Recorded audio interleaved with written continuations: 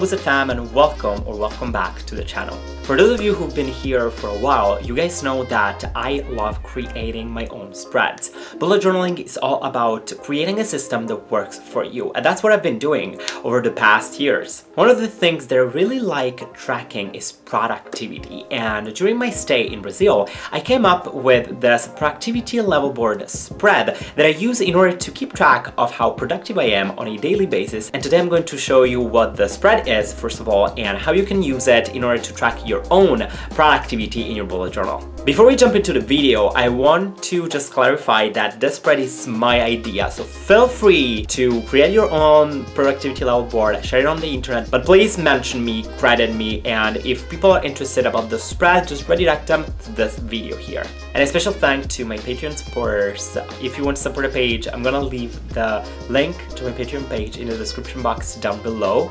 Particular special thank to Mariah, Karina, Dawn, Laura, and Maraika for the support.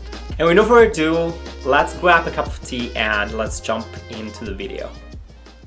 As usual, for today's video, I have drawn a whole explanatory spread within my YouTube community journal. I have written down all of the ideas and I'm gonna zoom in, so feel free to stop the video and take some notes if you'd like. First of all, I'm going to explain what a productivity level board is. Second, we're gonna have a look at how the spread works. Then I'm going to show you the productivity doodles that I use in my productivity level board before actually trying out the spread with you. And I'm gonna end the video with the productivity level board in my own bullet journal.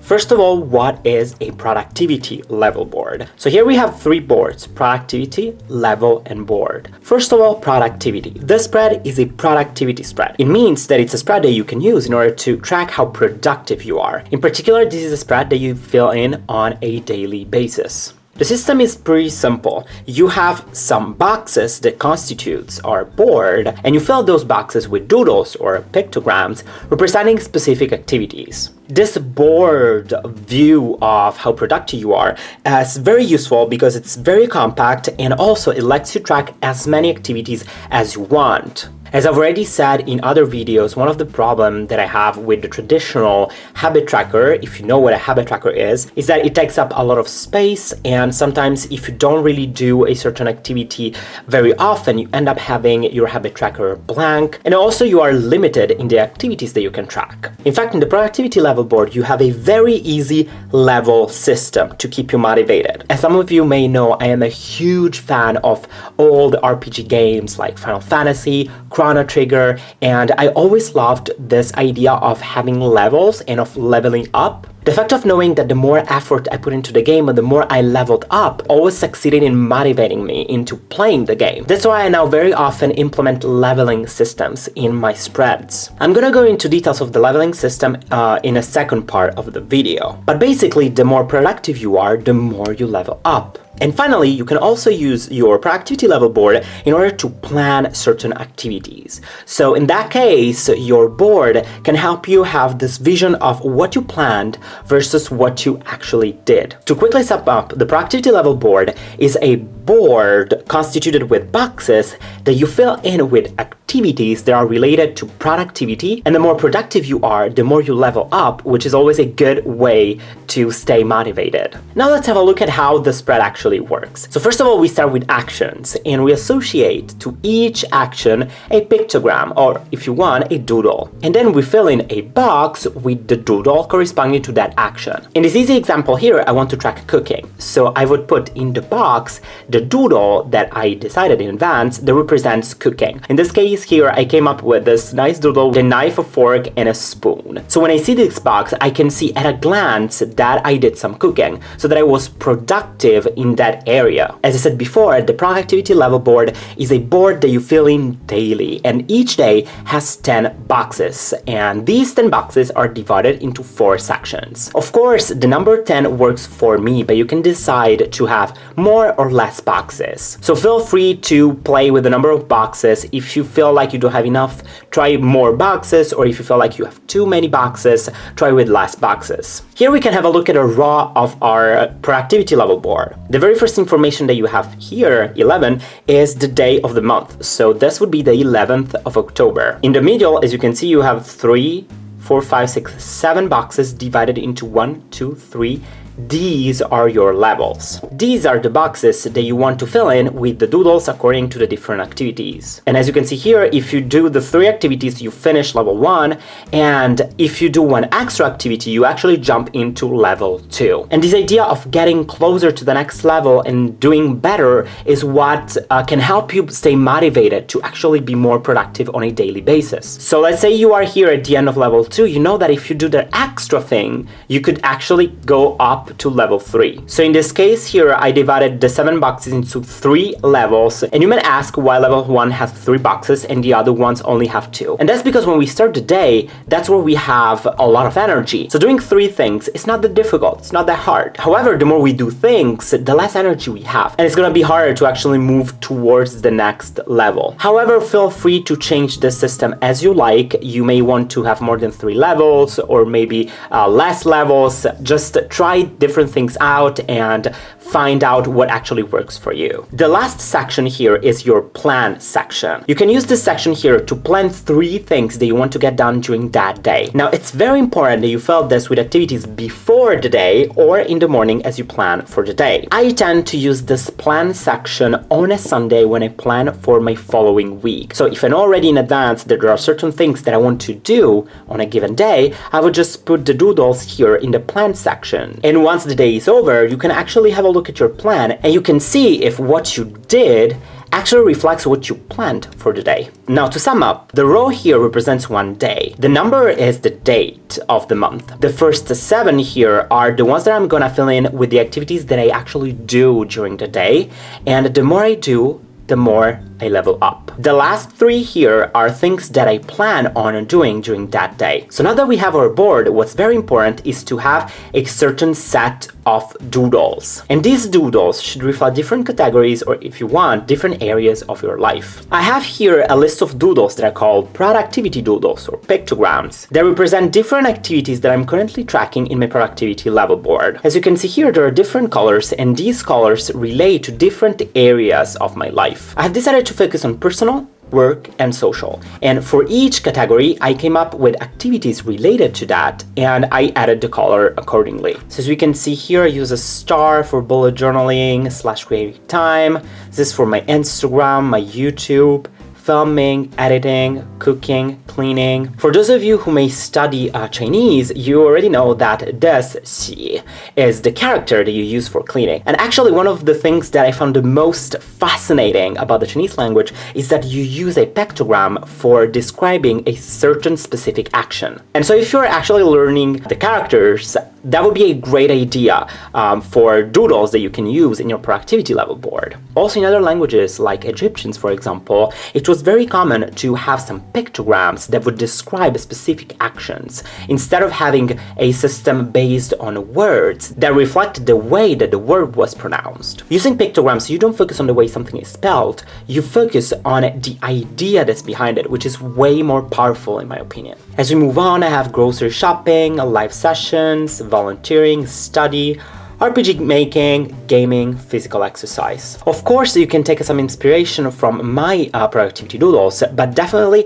sit down, think about different categories of your life and to the related actions and come up with a set of doodles that work for you. If you find the doodling system overwhelming, you can just use letters. For example, here for editing, I use an E. So for example, you could fill the boxes with letters if that's clear enough for you. Okay, now that we've had a look at what a productivity level board is and we know how it works, and we have also gone into details of the productivity doodles or pictograms as you like, it's time to see how we actually use the spread here. As you can see here, I wrote 2 very quick to-do lists for the 11th of October and the 12th of October. On the 11th, we want to study for 2 hours, clean the kitchen, and do some push-ups. A quick tip for students here: if you're studying different subjects, you may want to put a letter according to the subject that you're studying. This way, it's easier for you what you actually studied on that day. Here, for example, I'm using a H for history or M for math. On the 12th of October, I plan on doing some babysitting and on studying for 2 hours. Down here, I've drawn a productivity level board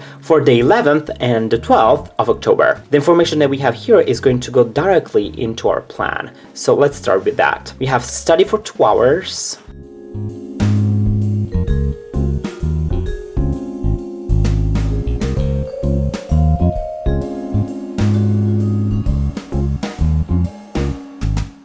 I'm gonna do the same for the 12th of October.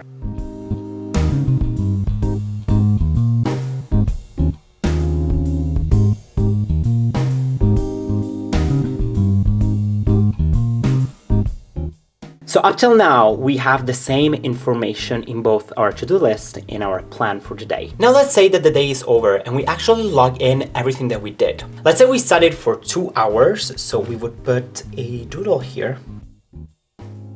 And we actually ended up studying more than that. We actually ended up studying 4 hours. So in that case, we may want to put a second one here.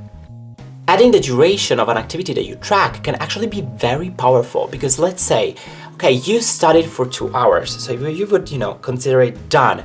However, here you are losing the information that you were actually way more productive than you actually planned to be. Here in the productivity level board, if you take into account that one of these symbols is actually 2 hours of study, you can actually take that into account and you already feel more productive by adding 2 instead of 1 doodle. Let's say you also cleaned the kitchen, which is what you planned, but you did not do your push-up. So in that case, you cannot add this doodle here. However, there may be different things that you did during the day that maybe you didn't plan for, but you actually did. For example, you worked on your bullet journal, and that's something that you may not plan for, but it's actually very important because, in my opinion, bullet journaling has such a good impact on my mental health and on de-stressing that it's something that it actually deserves to be tracked. So if you worked on your journal, you may want to put something for that. Also, maybe you had some extra time and you actually went grocery shopping, which is something good and that maybe you didn't plan for, but you actually did. So you can add here a small doodle for that. As you can see here, the fact of having these empty boxes here actually make you stop there and think about what you did during the day. And you may realize that there were things that you did not plan for, but you actually did, and it actually deserves to be tracked somehow. But in this vision here, you only keep track of the things that you planned on doing, but not that you actually did. So in that case, it may actually be very demotivating to see that, okay, you did not do some push-ups, but did you actually do something else that actually made you productive, but that you don't realize? If you move on to the 12th of October, okay, you did some babysitting as you planned, and you studied for 2 hours. Also, since you were feeling kind of bad, you did some push-ups that day. And also maybe you posted on Instagram, which is something that you may want to track if you are into that. So as you can see here, if we have a look at the two visions, you would cross both babysitting and study because you did those two. But in this vision here, not only do you have those two that you did, but you also have all the other ones that you didn't necessarily plan for, but you actually did anyway. Also, as we have a look at our plan versus what we actually did, you can see that on the 11th, you did almost everything that you had planned for, but that you did what you planned on the 11th on the 12th. This kind of information over time can help you see if there are certain days of the week where you're more productive, other days where you don't feel productive at all, and it gives you a very compact view of what you did, what you planned for today, and the extra things that you did not intend on doing, but that you actually ended up doing. Also, the productivity level board is a very good tool to track certain activities. I'm gonna show you now my productivity level board in my own bullet journal, and here we have the productivity level board for the month of October. Let's focus on the first week of October first. One of the very first things that I can see is that I was the least productive on Thursday, which is right in the middle of the week, and it's not surprising because usually that's where I felt the most tired, and I was the most productive during the weekend. Also, if you have a look at what I planned, as you can see, there are certain days where I did not plan anything, and that's because first I knew that I had class till very late and I was feeling kind of tired, so I didn't want to put way too much stress on me. On Monday, I had planned to do a live and to edit, which I did, as you can see here. I also posted on Instagram, which is something that I never put in my plan because it's something that I want to do on a daily basis. But as you can see here, I can see that I posted on the 1st, the 2nd, the 4th, 5th, and 6th of October. So I can see very easily that I posted 5 times that week instead of 7. As you can see here, the productivity level board can help you a lot see when you last did a certain thing and how many times you did a specific activity that week. For example, if I want to focus on cleaning, I know that I cleaned usually my clothes or the dishes on Tuesday, Friday, and Sunday. I also know that I cooked on Wednesday, Friday, and Saturday, that I worked on my bullet journal on Thursday, Friday, and Sunday, that I did a live session on Monday and on Sunday. So as you can see, I have in this very small section a lot of information, and I would not be able to have the same information in a traditional habit tracker. I am still playing a lot with the plan section, because as you can see here, for some days I am pretty good. For example, on that Saturday here, I plan to do these 3 things, and I actually did them here. Same for Sunday here. But during the week, sometimes I would plan certain things, but I would end up not actually achieving them. But that's totally fine, because it tells me that maybe planning on filming on a Wednesday night is not the best to do. Also, since I know that I have the least amount of energy on Thursday, I can plan more things towards the end or the beginning of my week and have less things planned for Thursday.